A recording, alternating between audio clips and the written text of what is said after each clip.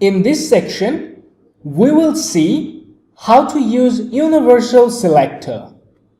Universal Selector is a CSS selector that selects everything of an HTML document.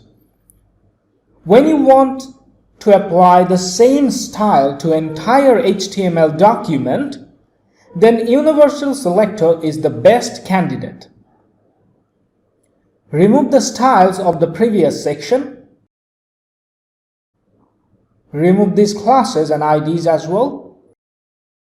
Then save it as CSS Universal Selector.html.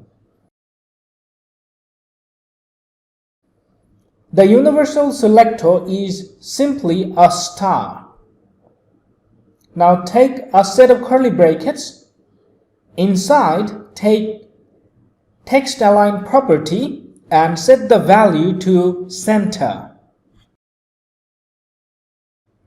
Save the code and load the web page.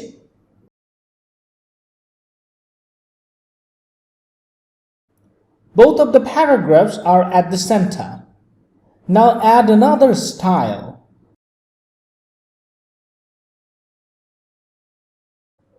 Save the code and reload the web page.